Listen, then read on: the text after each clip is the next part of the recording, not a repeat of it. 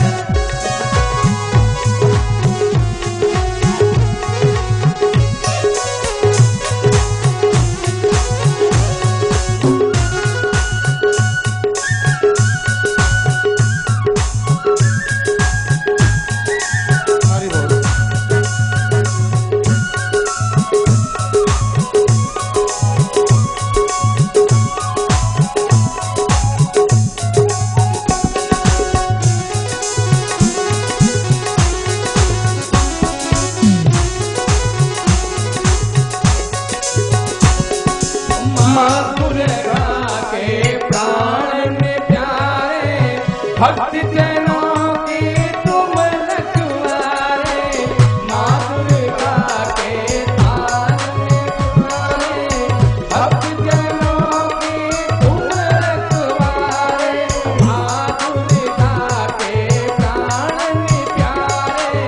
भक्त जनों की तुम रखवारे, दैत्यों के प्रभु तारनहारे, दैत्यों के प्रभु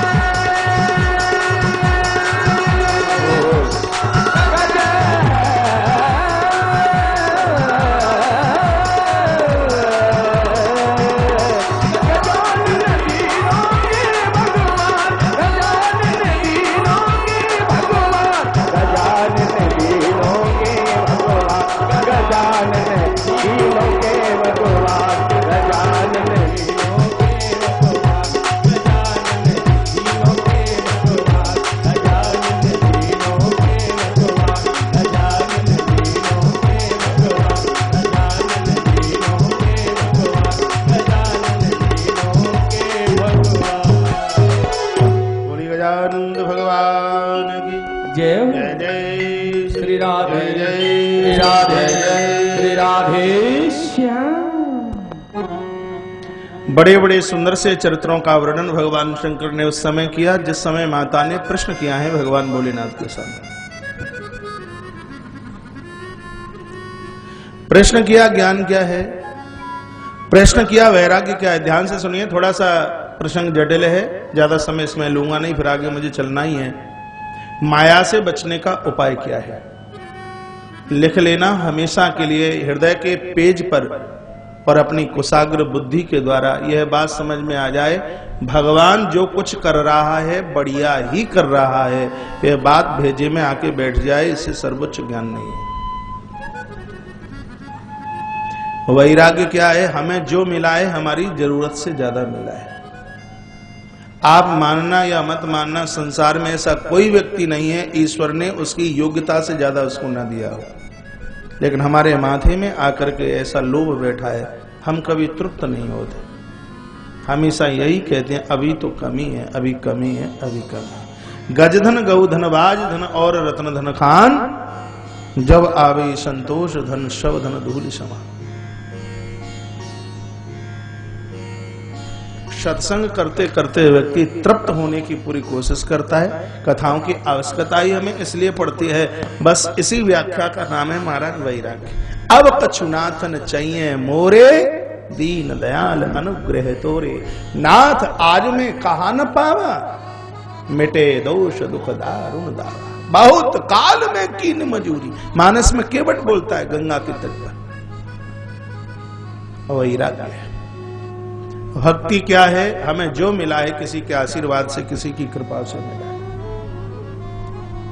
मेरा आपकी कृपा से सब काम हो रहा है।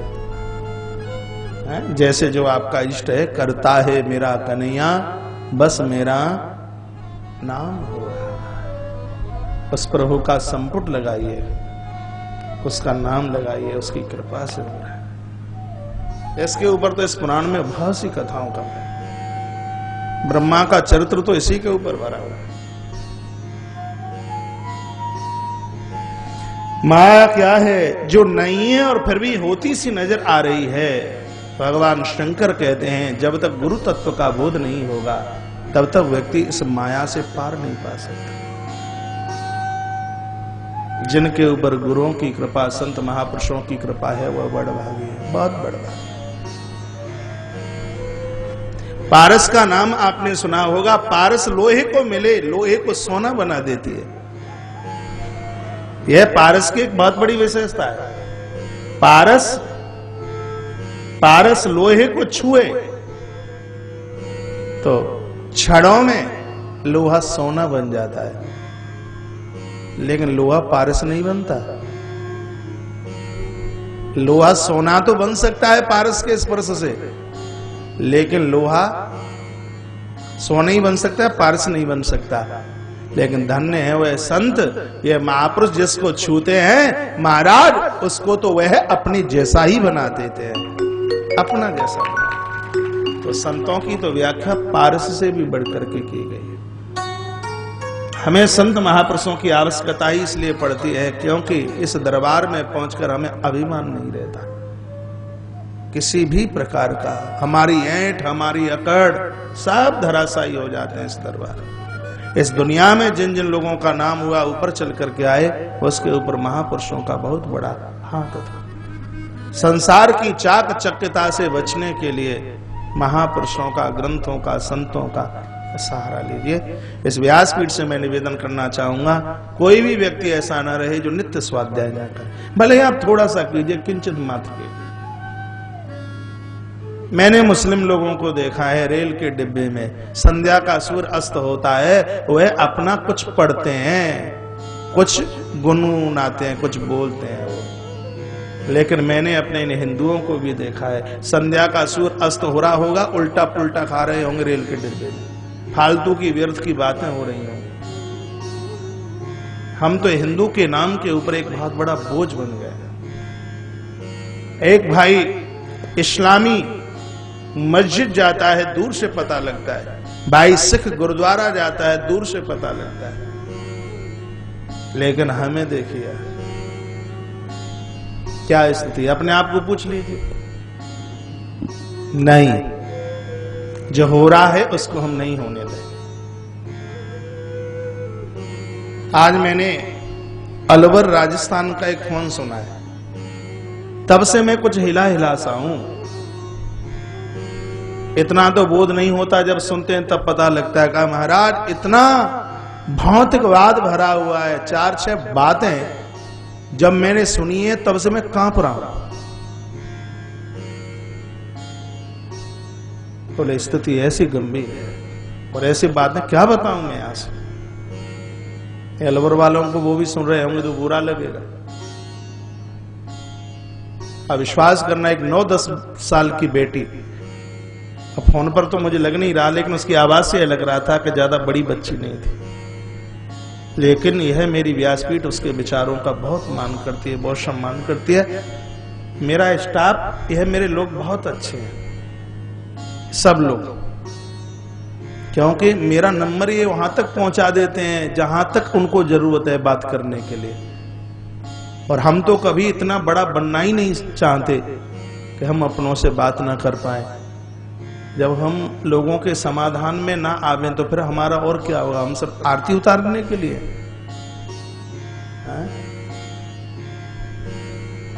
मैं तो प्रभु को बराबर यह बोलता भी रहता हूं, प्रभु जीवन की आहुति डाल करके भी यदि समाज का काम होता है तो यह हमारे लिए बहुत सस्ता है प्रभु, बहुत सस्ता है।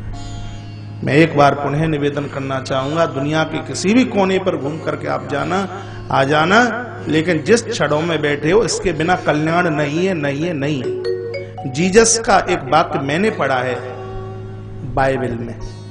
कुरान हम पढ़ते हैं, हिंदू के ग्रंथ तो पढ़ते ही हैं, उसके बिना रह नहीं सकते। बाइबल भी पढ़ी है मैंने। इतना बढ़िया वाक्य लिखा है कि सुई के नीचे जहां धागा डाला जाता है उसमें हाथी का निकलना संभव है। जीसस ने कहा जहां नीचे धागा डाला जाता है, सुई के नीचे, आप मेरी भाषा समझ रहे होंगे, उस इतने छोटे से छेद में हाथी का निकलना संभव है, लेकिन परमात्मा के बिना यह जीव का उद्धार हो जाए, कल्याण हो जाए, यह कभी संभव हो ही नहीं सकता। आप चाहे जहां घूम करके आ जाना, आखिर में लौट करके यहीं आना पड़ेगा। यदि पहले से ही उसको स्वीकार कर लें तो बुढ़ापे में हाय हाय तो नहीं करना पड़ेगा। हरे हरे करते हुए तो दुनिया छोड़ करके चले जाएंगे, उद्धार आत्म कल्याण हो जाएगा। उसके लिए महापुरुषों के चरणों का सहारा लीजिए। महापुरुषों का अर्थ इतना ही नहीं है जो आश्रम बना करके रहते हैं, मठ मंदिर बना करके रहते हैं, जिनके चेला चेलियां बहुत ज्यादा हों वह महापुरुष नहीं है। महापुरुष की व्याख्या नहीं है जो संस्कार साधना के साथ में जी रहा है, जिसके संस्कारों का अंत कभी नहीं होता, वह संत है। जो सदैव साधना के साथ जीता है, स्वभाव बढ़िया है, महाराज वह अपने आप में साधु है। वह आपके चाचा भी हो सकते हैं, आपके ताऊ भी हो सकते हैं, आपके बाबा भी हो सकते हैं, आपकी दादी भी हो सकती है, आपके और भी परिवार के कोई लोग हो सकते हैं जिनके विचार बहुत बढ़िया हैं। महाराज अच्छी बात करते हैं, बढ़िया बात करते हैं। महाराज ऐसे महान भावों के साथ में सदैव रहना सीख लीजिए, जीवन सफल हो जाएगा, कामयाबी हासिल हो जाए। अच्छे लोगों का साथ कीजिए, बढ़िया लोगों का साथ कीजिए, चरित्रवान लोगों का साथ कीजिए। माया की चाकचक्यता से हम बच जाएंगे। यह भगवान शंकर का आदेश है। भगवान शंकर ने आज यहां जगदम्बा को भी भगवान गणपति की पूजा के लिए कहा है। कहा पूजा में गणपति का नाम जोड़ते रहना। शूद्र सावधान करते हैं सोनक ऋषियों, बड़े से बड़ा अपराध हो जाए भगवान गणपति का नाम लेने से तत्काल उसका प्रायश्चित हो जाता है। सोनक ऋषियों ने पूछा किसी का हुआ है क्या प्रायश्चित, किसी से गलती हुई हो? कहा इस धरती पर एक देवी से बहुत बड़ी गलती हुई है और वह महान, और गलती बहुत बड़ी हुई, लेकिन भगवान गजानंद की कृपा से इतनी बड़ी गलती करते हुए भी उसके यहां साक्षात प्रभु परमात्मा पधारे। सोनक ऋषियों ने कहा जरा विस्तार से सुना दीजिए, यह कथा गणेश पुराण में है। कह दिया दंडकारण्य वन में रहने वाले महात्मा गौतम की पत्नी अहिल्या अति सुंदर। बताते हैं कि जिस समय अहिल्या देहली के बाहर हुआ करती थी, सूर्य नारायण के रथ चलते चलते रुक जाया करते थे। इतनी सुंदरता, अतिशय सौंदर्य। एक दिन जबरदस्त घटना यह घटी कि महात्मा गौतम तो स्नान करने के लिए नदी के तट पर पहुंचे हैं। प्रातः का समय था और इधर से महाराज देवराज इंद्र चल करके आया और सुने उस कुटिया में इसने जाकर के प्रवेश किया। उधर नदी में से आवाज आ रही थी, माता भगवती बोल रही थी कि ऐसे ऐसे तुम्हारे घर में एक वाह्य पुरुष का आगमन हुआ है। महात्मा गौतम को कहा जा रहा था। महात्मा गौतम ने सुना और भींगी धोती ही कंधे पर डाल करके और वह वहां से भागे। इधर घर में से इंद्र ने भागने की कोशिश की है। महाराज चलते चलते उसके पीठ के ऊपर भींग हुई धोती बड़ी जोर से डाली है, पूरी देह में धब्बे पड़ गए। श्राप दे दिया, रोग ने ग्रसित कर लिया। अहिल्या को श्राप दिया महात्मा ने। गौतम ने, जा, यह मेरा श्राप है तेरे लिए कि तू जड़ हो जाए, तू पत्थर हो जाए। कथा को यदि अध्यात्म भाव में उतारे तो ध्यान दीजिए, अहिल्या नाम बुद्धि का है। अहिल्या नाम क्या है? बुद्धि। और इंद्र नाम संसार की सौंदर्यता, संसार की मांग, संसार की वस्तु, संसार के भोग। कथा कहना चाहती है यदि आपकी बुद्धि संसार के सौंदर्यता का शिकार करेगी, संसार के भोगों का गुलाम बन करके बुद्धि जिएगी, तो समझ लीजिए कि ऐसी बुद्धि को जड़ होना पड़ेगा। इसलिए पत्थर हो गई, श्राप दे दिया। बहुत रोई है, बहुत रोई, बहुत रोई, बहुत रोई अहिल्या। चरण पकड़ लिए अपने पति के। सूत सावधान करते हैं सोनक ऋषियों। उस समय महात्मा गौतम ने कहा, मैंने श्राप दे दिया, वह तो शाश्वत है, तुझे पत्थर बनना ही पड़ेगा। हाँ, यदि तू अपना उद्धार चाहती है तो भगवान गणपति का आवाहन करना, गजानंद की पूजा करना। अब भगवान गणपति ही तेरे लिए कुछ कर सकते हैं, यह ग्रंथ में लिखा। समय चला, माता अहिल्या ने भगवान गणपति के पीली मिट्टी के ये गणेश रोज बनाती है, रोज पूजन करती है, रोज नदी में उनका जाकर के विसर्जन करते हैं। जैसे शिव पिंडी बनाने का एक बहुत बड़ा महत्व है, उसी प्रकार से कल भी मैं निवेदन कर रहा था, धातु के गणेश जी, रजत के गणेश जी, स्फटिक के गणेश जी बड़े मेधावी हैं, विद्या देने वाले हैं, खुद पूजिए, बच्चों से पुजवाई। स्फटिक के गणेश जी विचारों के बड़े धनी हैं। गोबर के गणेश लक्ष्मी वर्धक हैं। यहां तक कि मक्खन के भी गणेश बनाए जाते हैं। मक्खन के गणेश की वंदना और पूजा करने से व्यक्ति के अंदर प्रेमत्व का भाव जागता है। जिनका स्वभाव खोटा है, क्रोधी स्वभाव के हैं, उनके लिए इस पुराण में मक्खन के गणेश जी, उनकी पूजा करें। जिनको यह लगता है कि मेरे लिए कोई ज्यादा खतरा है, कनेर के पुष्प के गणेश जी बना करके वह पूजन करें। मौली के कलावे के गणेश जी बनाए जाते हैं, उससे व्यक्ति की आयु बढ़ती है। ध्यान से सुनिए, लंबी आयु बढ़ती है। सुपारी के ऊपर इतनी बड़ी सुपारी लीजिए और उसके ऊपर लगाइए कलावा, मौली, और उनको रख लीजिए पूजा में, उनका बंधन कीजिए, पूजन कीजिए। यह आयु बढ़ाने वाले हैं, यह आयु देने वाले गणेश जी। यहां तक के लिखा है कि हल्दी के गणेश जी, हल्दी की गांठ के भी गणेश जी बनते हैं, जिनको हलाद्री गणेश बोलता है। यह बहुत भारी शुभ है। घर में कुछ मंगल उत्सव नहीं हो रहा, घर में कोई ज्यादा बहुत बढ़िया मंगल उत्सव नहीं हो रहा, बच्चे बड़े हो गए। आज ही तो मैं कोई फोन सुन रहा था, बेटी 37 साल की हो गई है। महाराज जी कोई उपाय बताइए। कहा मुंबई कहां से, भोपाल से, कहीं से था फोन। अब इतने फोन सुन के ध्यान भी नहीं रहता ज्यादा। हलाद्री गणेश बहुत प्रभावशाली, बड़ा प्रभाव है इनका। हल्दी के गणेश जी बनाकर उनका वंदन, उनका पूजन किया जाए। अनादि अनंत हैं परमात्मा प्रभु श्री गणेश। लंबे समय तक माता अहिल्या ने भगवान गणेश जी का वंदन पूजन किया। आज प्रतिमा फाड़ कर भगवान प्रभु श्री गजानंद प्रकट हो गए। आकाश से दुनिया फूलों की वृष्टि, जय जयकार की आवाज हो रही थी। माता अहिल्या चरणों में गिर पड़ी। कहा प्रभु हे देव, हे स्वामी, हे परमात्मा, मेरे अपराध का निवारण हो। प्रभु कृपा कर दीजिए, कृपा कर दीजिए। भगवान गणपति गजानंद ने कहा, देवी तुमने बहुत वंदन पूजन किया है और यह मेरा वरदान है कि तुम्हें ईश्वर के दरवाजे पर नहीं जाना पड़ेगा, तुम्हारा कल्याण करने के लिए स्वयं परमात्मा तुम्हारी देहली पर चल करके आएंगे। यह कहकर भगवान गणपति अप्रकट अंतर ध्यान हो गए।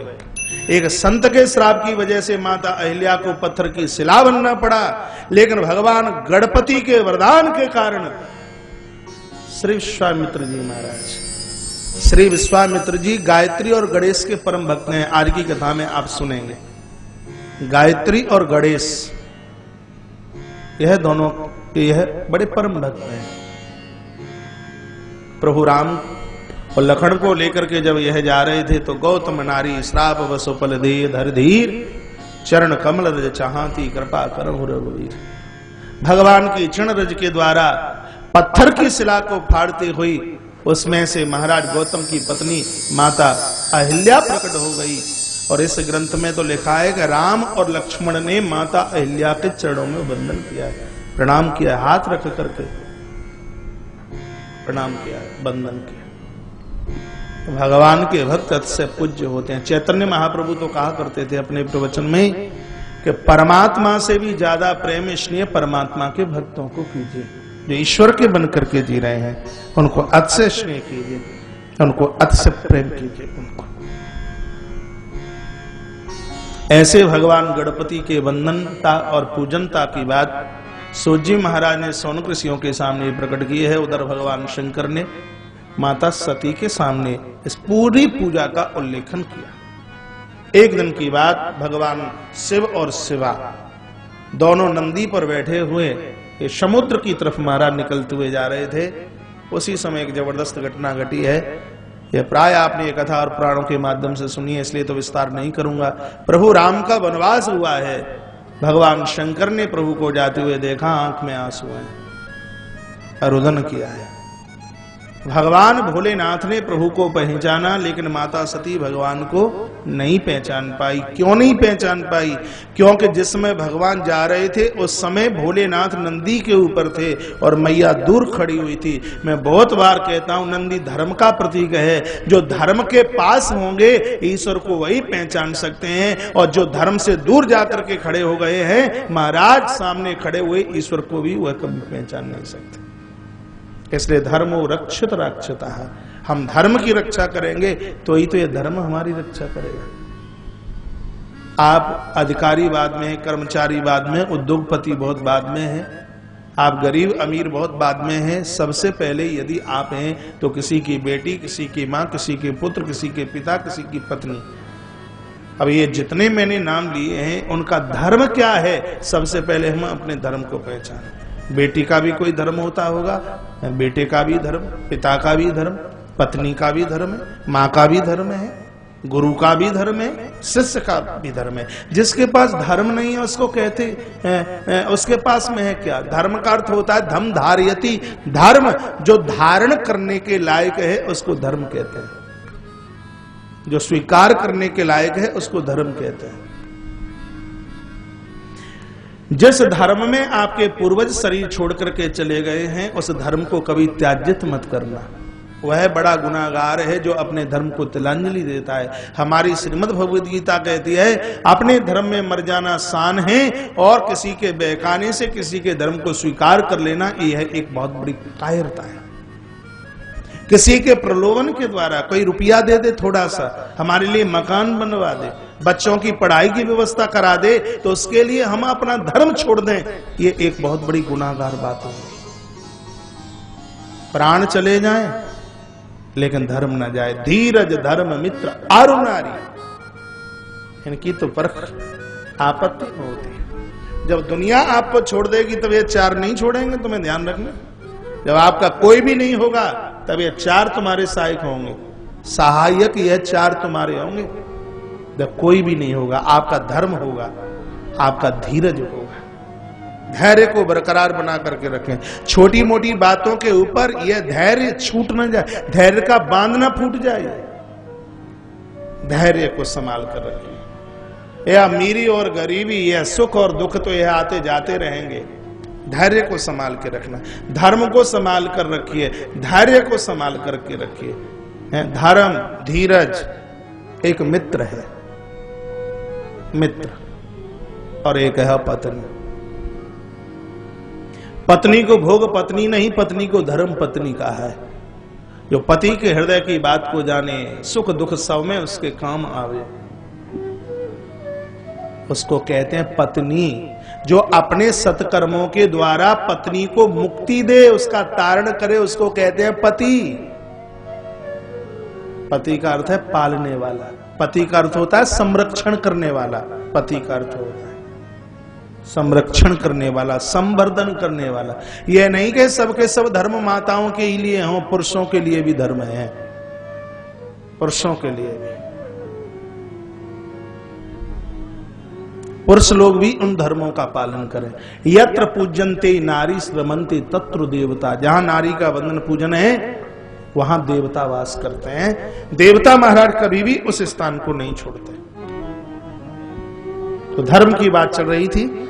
इतना कह पाऊंगा कि मैया सती ने भगवान को पहचाना नहीं, और यहां तक कि वह परीक्षा लेने को भी तैयार है। परीक्षा कभी लेना मत। परीक्षा लेने का मतलब होता है सामने वाले को अपने आप से नीचा देखना, अपने आप से हल्का समझना। भोलेनाथ ने समझाया, मैया मानी नहीं है। प्रभु के पास माता जानकी का वेश बना करके पहुंची और जाकर के वह पोल खुल गई। आई भोलेनाथ के पास, प्रभु ने संकल्प किया, जिसने मेरी मां का रूप बनाया है अब वह मेरे अंग में धारण करने के लायक नहीं है। यह संकल्प किया। कैलाश आए हैं, 87,000 साल तक तप किया। दक्षा प्रजापति अपने यज्ञ से भगवान भोलेनाथ का अपमान करना चाहता है। कथा लंबी है, यह मेरा निवेदन होगा, आप बहुत बड़ा मत कीजिए, आप थोड़ा कीजिए, आप छोटा कीजिए, लेकिन वह सबके सम्मान के लिए। जो कोई कार्य दूसरों के अपमान के लिए करते हैं वह कार्य कभी पूरे नहीं होते। आप अनुष्ठान करें, यज्ञ करें, सबके मान के लिए, सबके सम्मान के लिए। अरे भाई, ये अनुष्ठान, ये सत्कर्म करने से तो जीवन में एक मोड़ आना चाहिए, जिंदगी में एक बदलाव आना चाहिए। एक आयोजन में इतना पैसा खर्च होता है, समय खर्च होता है, और फिर भी 50-50 कथा सुनने के बाद हम वहां के वहीं रहते हैं, कोई बदलाव नहीं आता। आप में ऐसे बहुत से लोग होंगे जिन्होंने 20-20 कथाएं सुन ली होंगी। एक बार हम अपने आप को पूछेंगे, हमारा क्रोध कितना कम हुआ है, हमारा असत्य भाषण कितना कम हुआ है, हमारा राग और द्वेष कितना कम हुआ है। हम अपने आप को स्वयं को पूछें, कितना फर्क पड़ा है। कथाएं 20-20 सुन ली हैं हमने, लेकिन हमारे ऊपर फर्क कितना पड़ा। डाकू रत्नाकर को तो एक शब्द ने जीवन बदल दिया है, एक शब्द ने। देवर्षि नारद का एक शब्द जीवन बदल देता है। मीरा के यहां एक शब्द ने जीवन बदला। यहां सदियां व्यतीत हो गई हैं। पूछिए एक बार अपने आप को, इतना सत्संग किया, इतना सत्कर्म किया। अयोध्या की धरती पर एक बहुत बड़े राजा हुए हैं दिलीप। 1 मिनट में इनकी बात आप सुन लीजिए। 99 अश्वमेध यज्ञ इन्होंने किए, 100वां यज्ञ करने के लिए जा रहे थे। घोड़ा छोड़ा गया, इंद्र ने पकड़ करके छिपा करके कपिल महात्मा के यहां बांध दिया ले जाकर। अब 100वां यज्ञ पूरा तब हो जब अश्व का पता लगे। कहा घोड़ा कहां है, पता लगा इंद्र ने चोरी की है। महाराज दिलीप ने पूछा, कहा क्यों? कहा इसलिए कि यज्ञ यदि तुम्हारा पूरा हो गया, यदि तुम्हारा यह यज्ञ पूरा हो गया तो इंद्र को घबराहट है कि इंद्रासन चला जाएगा, इसलिए भयभीत होता हुआ इंद्र इस घोड़े को चुरा के लेके चला गया। शब्द सुनते ही महाराज दिलीप रो पड़े और अपने अनुयायियों से कहा कि गुरुदेव वशिष्ठ मुनि को बोल दो कि अब मैं यज्ञ नहीं करूंगा। सूचना पहुंची गुरुजी के पास। गुरुजी दौड़ते हुए आए और कहा, पुत्र क्या बात है, यज्ञ क्यों नहीं करोगे? अरे तुम्हें यह नहीं पता कि तुम इंद्रासन की देहली तक पहुंच गए हो। 100 यज्ञ करने वाला इंद्र बन जाता है, और घोड़े का भी पता लग गया, कुछ मिनट ही बची हैं कि तुम्हें इंद्र बनना है, यज्ञ की पूर्णाहुति कीजिए। तब महाराज दिलीप ने जो कहा वो सुनने लायक है। महाराज दिलीप ने कहा, गुरुदेव मैं आपसे पूछना चाहता हूं कि इतने यज्ञ किए, पैसा कितना लगा? कहा बहुत है। कहा बहुत। कहा गुरुदेव इतना समय खर्च करके और इतना पैसा खर्च करके 100 यज्ञ होते हैं, अश्वमेध यज्ञ, और उनको करने के बाद में व्यक्ति इंद्र बनता है। लेकिन मुझे अचंभा है इस बात का कि इंद्र की गद्दी पर बैठने के तत्पश्चात एक चोरी जैसी भावना को इंद्र नहीं भुला पाता, तो ऐसा सत्कर्म करने का फायदा क्या है? आप समझे नहीं। राजा दिलीप ने कहा कि 100 यज्ञ करने के बाद में तो कोई इंद्रासन पर बैठा और इंद्र की गद्दी पर बैठने के बाद भी घोड़े की चोरी करके लेके चला गया। 100 यज्ञ भी हेलो चोरी जैसी भावना शांत नहीं हुई, तो फिर ऐसा सत्कर्म करने की आवश्यकता क्या है? बोलिए बांके बिहारी लाल की जय, कृष्ण कन्हैया लाल की जय, जय जय श्री राधे, जय जय श्री राधे, जय जय श्री राधे, जय जय श्री राधे। राधे श्याम। बंद पड़ा है। Hello hello hello.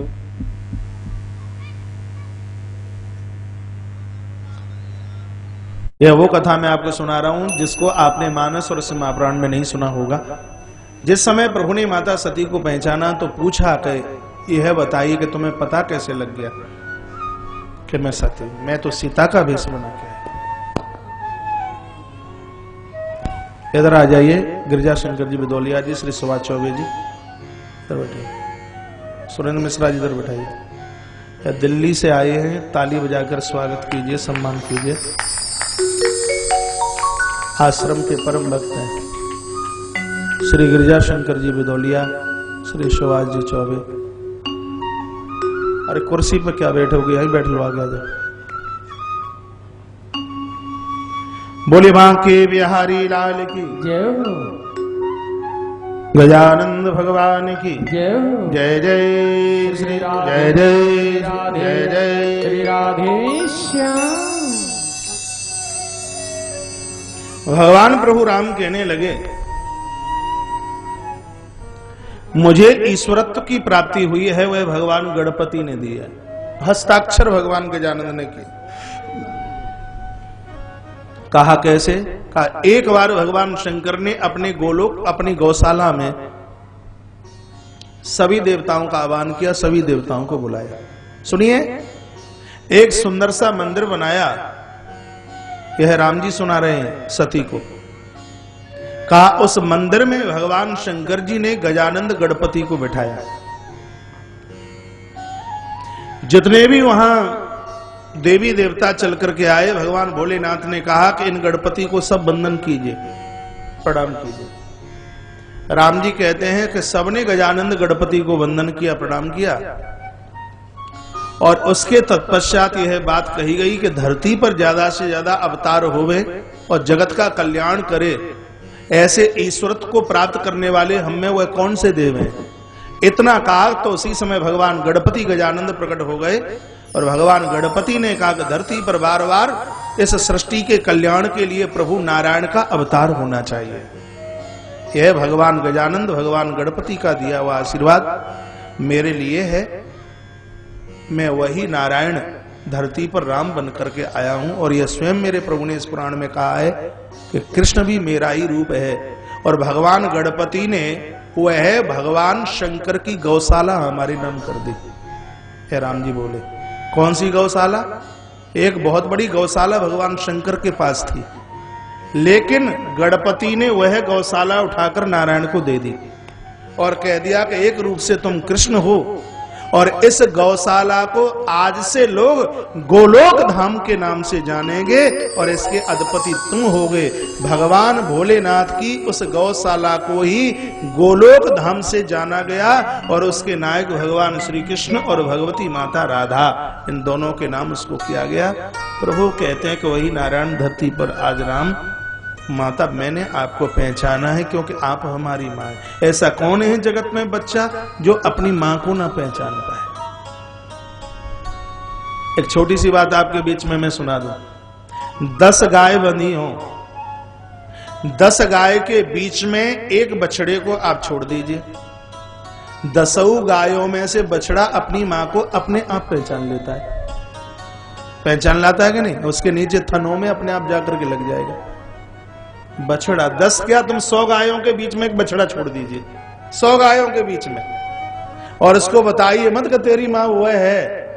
लेकिन टटोलता टटोलता टटोलता टटोलता देखता देखता वह बछड़ा अपनी माँ के थनों के नीचे जाकर के लग ही जाता है, अपनी माँ को पहचान ही लेता है। तो भगवान कहते हैं कि तो दुनिया में ऐसा कौन होगा जो अपनी माँ को ना पहचान पाए। शंकर हमारे पिता, भगवती आप हमारी माँ हैं और आप कहते हैं कि तुमने हमें पहचान कैसे लिया। शर्मिंदित होती हुई मैया वापिस चल करके आई है। इधर भगवान शंकर ने तो निष्कासित कर ही दिया है। प्रभु जब में 87,000 साल के बाद समाधि खुली, उधर दक्षा प्रजापति भगवान के अपमान के लिए हरिद्वार में एक बहुत बड़ा यज्ञ करता है। ये आपकी सुनी सुनाई कथा है, बहुत संक्षेप मैंने किया। मैया यज्ञ में जाने के लिए तैयार हुई है और प्रभु ने मना किया।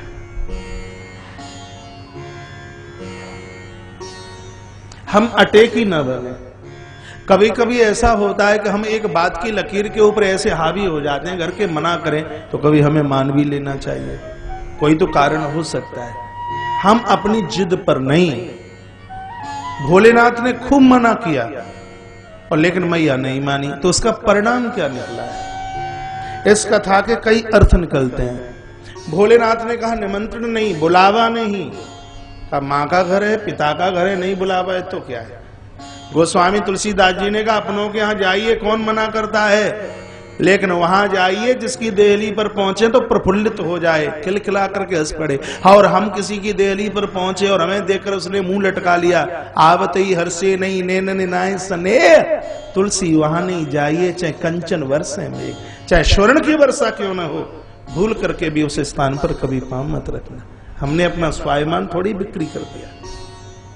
उस स्थान पर जाना है जो हमें देख करके प्रफुल्लित, उसको खुशी हो। और आंखों से पता चल जाता है कि आदमी क्या है। हमारे आने से इसको खुशी कितनी है यह बताने की जरूरत नहीं होती, उसकी आंखें बता देती हैं, उसकी शक्ल बता देती है, उसके चेहरे का नूर बता देता है, उसकी मुस्कान बता देती है। और आदि भाषा तो उसके होठ महाराज अपने आप इशारा कर देते हैं, संकेत कर देते हैं कि इसको खुशी हुई है कि नहीं, इसको प्रसन्नता हुई है कि नहीं। गुरु दरवाजे से बड़ा कोई दरबार नहीं होता। हमने तो ग्रंथों में तो यह पढ़ा है कि संत की देहली पर भी यदि वहां भी खुशी नहीं है, मुस्कुराहट नहीं है, प्रसन्नता नहीं है, वहां भी ना कदम रखा जाए। एक बात मैं बहुत बढ़िया पढ़ रहा था, देवियां गुरुदेव के दरबारे पर जाएं और पति का वहां मान नहीं है, सम्मान नहीं है, माताओं को उस स्थान पर कभी भूल के पांव नहीं रखना चाहिए। मात शक्ति के लिए पति का मान उसका मान है, पति का सम्मान उसका सम्मान, पति का अपमान उसका अपमान है, भूल कर पांव न रखे। और माता सती तो वहां जा रही है जहां पति का अपमान है। पति के अपमान के ही लिए आयोजन किया जा रहा है, शंकर के अपमान के लिए यह आयोजन किया जा रहा है। मैया नहीं मानी और भोलेनाथ को तो पता है कि अब ये वापस तो आने वाली है नहीं। नंदी भृंगी को देश मर्यादा के कारण नंदी भृंगी को साथ किया है। आप अकेले जाना पियर, आपका उतना मान सम्मान नहीं होगा जितना कि आप अपने पति के साथ जाओ या फिर अपने बच्चे को संग लेकर के जाओ। और रोज तुम ले थैला बैग उठा करके चली जाओ, कोई पानी के लिए ना पूछे। बिल्कुल यह मर्यादा। नंदी भृंगी को साथ किया। पहुंचना हुआ माता का, शव के गाद गाल कपोल जल गए देखते ही। एक ने तो आकर के कह दिया नौताओ नाए गए तो तुम चली आई। बाण का घाव भर सकता है लेकिन वाणी का घाव कभी भर नहीं सकता। ऐसी वाणी बोलिए मन का आपा खोए, और को शीतल कर आप हो शीतल हो। एक तो आई वो नहीं आए, एक ने तो का मकान दुकान बना लिया कि शमशान में ही पड़े रहते हैं। लेकिन दुनिया में एक ऐसी माँ है, माँ आई है। एक चौपाई में गोस्वामी तुलसीदास जी महाराज से मांगूंगा, राम कथा में तो सैकड़ों सुना देते हैं चौपाइयां। एक वो माँ के लिए है, जहां माँ है वहां तक कोई नहीं। भरी वृद्धा अवस्था में भी अपनी औलाद के लिए जिसकी छाती का दूध और आंख के आंसू कभी सूखते नहीं, ऐसी वह माँ है। सादर भले लेक माता, सादर भले मिले एक माता, सादर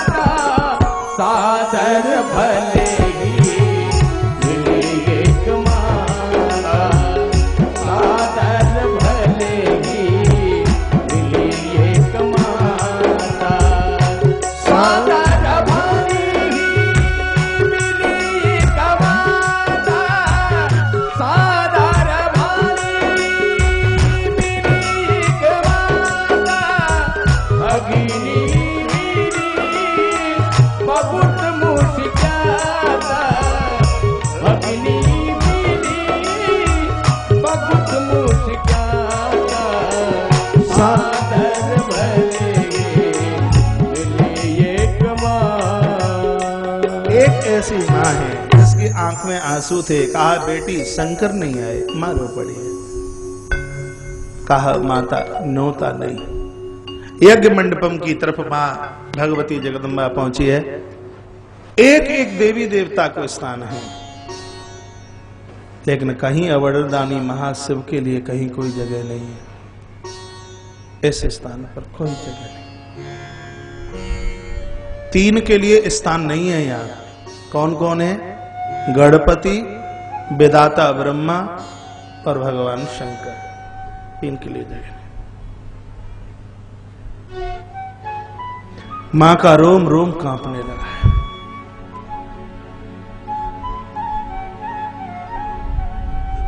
मैं तो यह कहता हूं कि विश्व भर की पूज्य मात शक्ति को यह कथा तो सुननी ही चाहिए, समझनी चाहिए। पति का अपमान, और हम वहां प्रश्नता का नाटक करें, अच्छा नहीं। मैया की आंखें भर आई, रुदन करने लगी। कहा यह तो मुझसे बहुत बड़ी भूल हुई और मैं यहां चल के आ गया। बड़े बड़े संत महापुरुष बैठे हुए थे और मैया ने कह दिया कि तुमने इस दक्ष को आज तक समझाया नहीं कि हरिहर की निंदा करने वाले की क्या स्थिति होती है। इतना दक्ष प्रजापति ने मैया का अपमान किया है और मैया ने हंकार भरते हुए अपने दाहिने चरण से जमीन को कुरेदा। अग्नि प्रकट हो गई, धुधु करते हुए माता का गया। नंदी भृंगी ने यज्ञ को विध्वंसित कर दिया। यज्ञ पूरा नहीं हुआ। यज्ञ में अवरोधकता आई। भगवान शंकर जटा उखाड़कर जमीन पर पटका है। वीरभद्र नाम के कृत्य ने महाराज उस यज्ञ को विखंडित कर दिया, खंडित कर दिया, समाप्त। हाहाकार मची है। माता सती का अगला जन्म हिमाचल पर्वत के यहां हुआ है। माता मैना और हिमाचल पर्वत के यहां, और वहां नाम पार्वती रखा गया है। पुराण में बड़ी सुंदर कथा आती है। जिस समय यह पूछा गया माता का ऐसा कौन सा पुत्र था, माता का ऐसा कौन सा पुण्य था कि साक्षात भगवती घर में पुत्री बन के आई। आपके घर में लायक संतान का जन्म हुआ है तो इसमें माता पिता की तपस्या है, साधना है, अनुष्ठान है, पुण्य है। बड़े भाग्य से लायक संतान का जन्म होता है। और बच्चे उबड़ खाबड़ हुए हैं, बात नहीं मानते तो किसी को दोष मत दीजिए, गलती आपकी है। घड़े और मटके बनाने वाला कुंभकार मटका बनाते बनाते और घड़े की गर्दन टेढ़ी हो जाए है, या मटके का पेट ज्यादा निकल आए, तो इसमें बनाने वाले कुंभकार की गलती है या घड़े की गलती है? कुंभकार। जो माता पिता संयमी होते हैं, मैं अद्भुत रामायण में पढ़ रहा था कि माता हो पतिव्रता और पिता संयमी, उनके घर होनहार औलाद, होनहार संतान का जन्म होता है। तो हिमाचल पर्वत बड़े गंभीर है, धैर्यवान है। और मैना अहंकार जिसके जीवन में किंचित मात्र भी नहीं है, अभिमान नहीं है, वो मैना। आप समझिए, बुद्धि को मैना बनाइए और मन को बनाइए हिमाचल। आपके घर में साक्षात जगदम्बा पार्वती जैसी, आपके घर में साक्षात राम कृष्ण जैसे संतान का जन्म होगा निश्चित रूप से।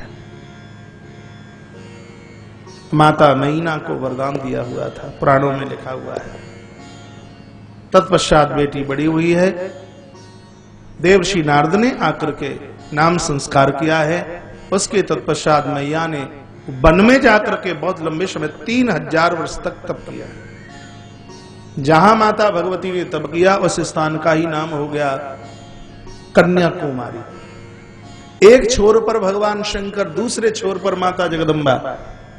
माता जगदम्बा जिस जगह बैठी हुई है उसका नाम है कन्याकुमारी। भोलेनाथ जहां बैठे हुए हैं काश्मीर अमरनाथ। इसका मतलब है कन्याकुमारी से लेकर अमरनाथ तक हिंदुस्तान हमारा है। तो समझ यह लीजिए कि माता जगदम्बा श्रद्धा का प्रतीक है, अमरनाथ भगवान विश्वास के देवता हैं। तो यह पूरा का पूरा मेरा हिंदुस्तान श्रद्धा और विश्वास के बीच में ही जी रहा है। श्रद्धा और विश्वास, या श्रद्धा और विश्वास के बिना कुछ है ही नहीं। वेदसरा नाम के महात्मा चल करके आए हैं, उधर भगवान शंकर ने सप्तऋषियों को भेजा और यह समाचार दे दिया है कि भगवान भोलेनाथ मिलेंगे। इधर कामदेव अपनी यात्रा के लिए चला और भगवान भोलेनाथ की तीसरी आंख के द्वारा यह जल करके राख हुआ, खाक हुआ। क्योंकि जब तक कामदेव नहीं जलेगा तब तक पार्वती भोलेनाथ की बनेगी कैसे? पार्वती भक्ति है, पार्वती श्रद्धा है। जब तक जीवन का विकार समाप्त नहीं होगा, श्रद्धा आकर वर्ण करेगी कैसे? भक्ति आकर के कैसे वर्ण करेगी? पहले विकारों को खत्म करना है, समाप्त करना है। इसलिए पहले कामदेव को जलाकर बाबा ने खाक कर दिया, खत्म कर दिया। तत्पश्चात भगवान भोलेनाथ को बड़ा सुंदर सा दुल्हा बनाया गया है। और यह दुल्हा शंकर की कथा आप बहुत बार सुन चुके हैं, और फिर बाद में विस्तार से सुनना हो तो किसी राम कथा और शिव महापुराण में आपको बड़े विस्तार से दुल्हा भोलेनाथ को है सजा करके, गुनगुना करके, गा करके, हंस के, मटक करके बता देंगे कि भगवान शंकर का क्या श्रृंगार है। अभी तो यही कह दूंगा कि हाथ में त्रिशूल है, नंदी की सवारी है, माथे के ऊपर चंद्रमा और जटाओं के बीच में गंगा है। आप गृहस्थाश्रम में प्रवेश करें, आपके बच्चे गृहस्थाश्रम में प्रवेश करें, उन सब को एक बार दुल्हा शंकर की तस्वीर जरूर दिखा देना। क्या बड़ा सुंदर दुल्हा है, हाथ में त्रिशूल लेके चल रहा है। 3 सूल हैं दुनिया में, काम, क्रोध और लोभ। इन तीनों सूलों को मुट्ठी में दबा करके रखो, जब जरूरत पड़े तब खोलना, नहीं तो इसको मुट्ठी में बांध करके। नंदी धर्म का प्रतीक है। गृहस्थ आश्रम में प्रवेश करें तो धर्म के साथ में पति और पत्नी धर्म के साथ अपनी जिंदगी की गाड़ी की पहिए को आगे के लिए बढ़ाएं। पति और पत्नी का जोड़ा है ही इसलिए। यह कामनाओं की गाड़ी नहीं है, उपासना की गाड़ी है। महाराज मनु और माता शत्रुपा नैमिषारण्य की धरती पर 23,000 वर्ष तक साधना करते हैं। ऐसे कितने पुराणों में उपाख्यान मिलते हैं जहां पति और पत्नी दोनों ने मिलकर के भगवान का यजन किया। परमात्मा ने प्रकट होकर के यह कह दिया कि हम तुम्हारे घर के आकर के पुत्र बनेंगे। आपकी साधना में बहुत बड़ी ताकत है। आपकी साधना के सामने ईश्वर को भी छोटा होना पड़ेगा, बौना होना पड़ेगा। यह आपकी साधना में है, आपकी साधना में यह ताकत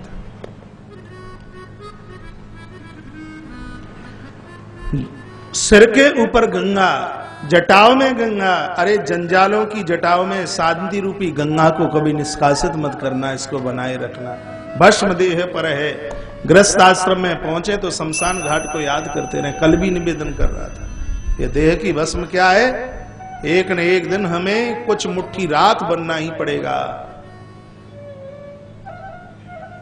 मनुष्य बनकर के गहने मिले या ना मिले संभव नहीं। गाड़ी घोड़े मिलेंगे कि नहीं ये पता नहीं है। मकान मिलेगा कि नहीं पता नहीं है। विवाह होगा कि नहीं ये भी नहीं पता है। बच्चों के साथ रह पाएंगे कि नहीं ये भी नहीं पता। लेकिन जिसका जन्म हुआ है ये पहले से बात कन्फर्म है कि उसको शमशान घाट जरूर मिलेगा, उसको मृत्यु जरूर मिलेगी। इसलिए ये देह की भस्म, शंकर के देह की भस्म सबको कहती है भैया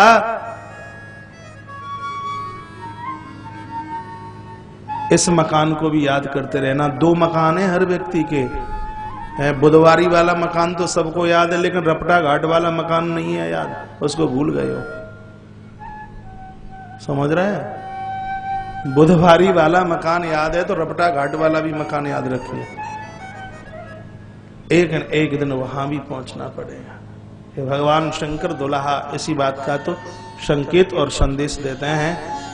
तत्पश्चात मैं इतना कह दूं आपके मध्य में, मां भगवती जगदम्बा पार्वती के साथ में सप्रसन्नता के साथ में अवरदानी भगवान महाशिव भगवान शंकर का विवाह संपन्न हुआ है।